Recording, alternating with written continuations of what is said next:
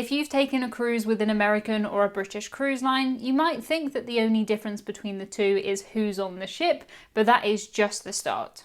From the moment you book the cruise, the price you pay, the experience on board, it's all very, very different. I've cruised with American and British cruise lines, and both of them definitely have some things that are better than the other.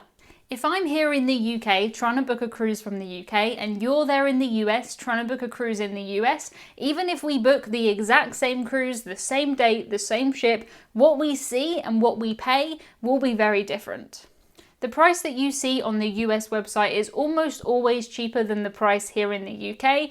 Sometimes the US cruises are just cheaper, but the price that we see on the website here in the UK includes all taxes and it includes all fees. That's pretty much just how we operate here in the UK. When you go to a shop, the price you see is the price you pay. We're not used to having taxes and fees and things added on top. We just want to know what we have to pay. Looking at the US Royal Caribbean website here, there's a cruise on Adventure of the Seas and that costs $317. If we were to pay that in pounds, that should be £226. It should be. There is a slightly different promotion on at the moment in the UK, but the UK price is $379, which seems a lot more than the US price.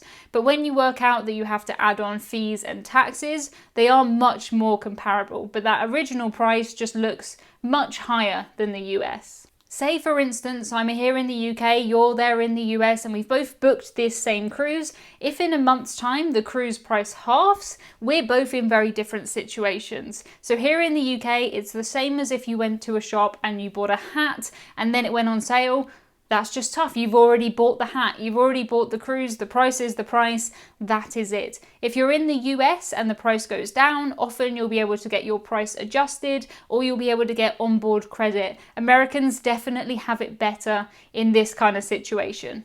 Royal Caribbean have started doing these price adjustments a little bit here in the UK. I did manage to get a price adjustment for my cruise on Anthem of the Seas because my agent was on it. She's a great agent and she saw that the price came down, that Royal Caribbean were matching, and she worked that out for me. It adjusted the price down and that was amazing because that's not something we normally have here in the UK.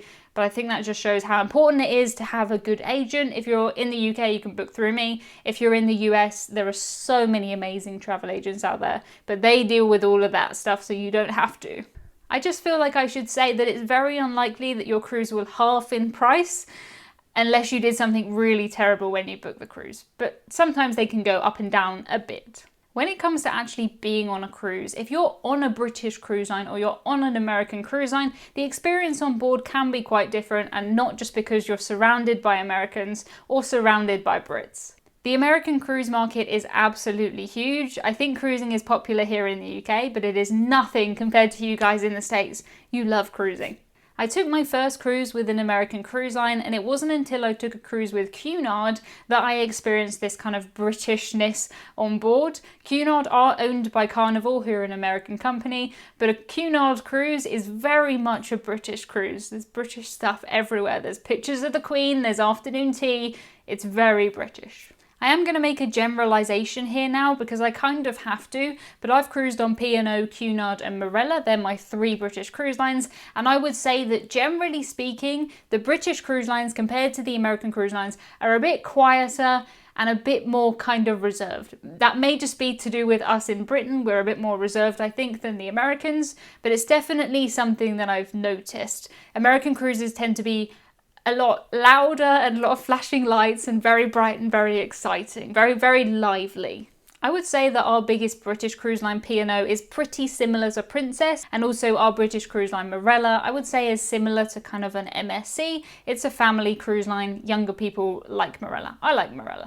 A few years ago, I took my first cruise with P&O Cruises. P&O have 6 ships and another one on the way, so they're a pretty big cruise line. And as soon as I got ready to board, as soon as I stood next to that cruise ship, you could tell that this was going to be a very British experience. The P&O cruise ships have our Union Jack flag on the front, huge colourful flag, and that kind of just sums up the entire cruise right on the outside.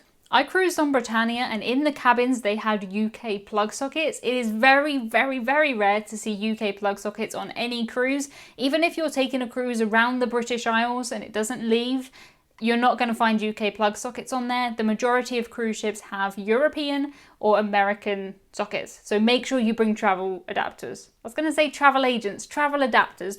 You don't have to bring in travel agent. The plug sockets that we have here in the UK are the best plug sockets in the world, and you can fight me on that if you want. You can turn them on and off, and they have a safety latch in there too. It's just brilliant. It confused me so much when I was younger and I would go to other countries like the US and you can't turn off the plug sockets. There's always electric there. It's bizarre. Random fun side fact, but we also don't have any plug sockets in our bathrooms in the UK. You can't use your hairdryer, you can't use your hair straighteners in the bathroom because of electricity and water. It's not allowed, it's not allowed. On P&O cruises, you will find multiple types of afternoon tea. I went for the free one, of course, being a budget cruiser, and it was brilliant. I feel like I should point out that here in the UK, we don't have afternoon tea every afternoon. I've met a lot of people who think that we do. We do drink a lot of tea here, but we don't sit down and have cakes every afternoon. Although we really should, it would be great.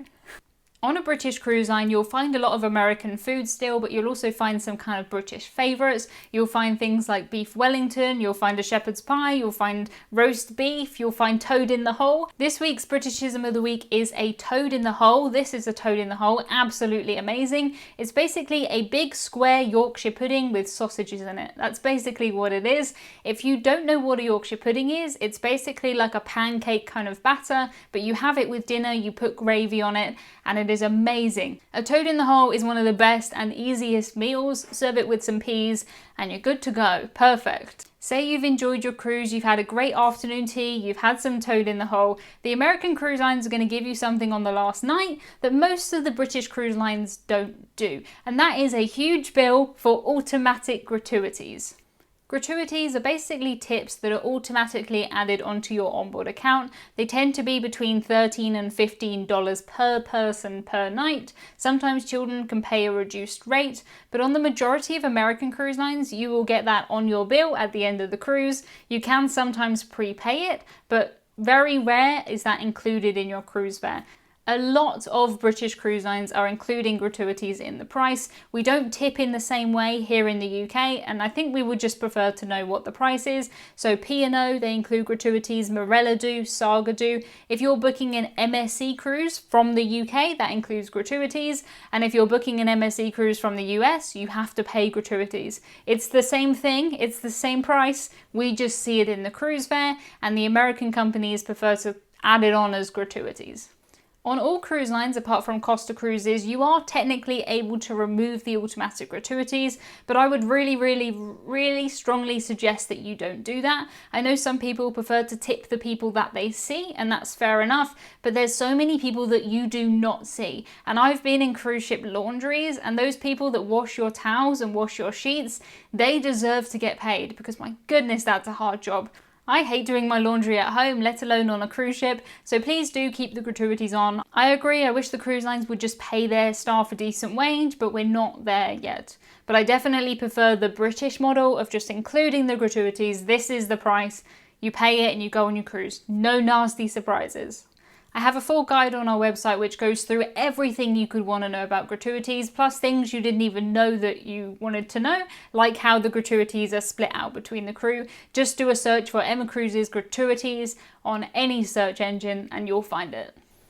It's really important to remember that British cruise lines aren't just for British people and American cruise lines aren't just for American people. I know tons of Americans who have come over here to the UK, cruise with P&O, cruise with a British cruise line, and they loved it. The way I see it, if you're going to come all the way over here from the US, you might as well surround yourself with British people and British things. But I am biased because I am British. I recently took a cruise with a non-British cruise line where a lot of Americans did not like it. Spoiler alert, I like this cruise, but there are a lot of complaints from Americans. Watch this video next.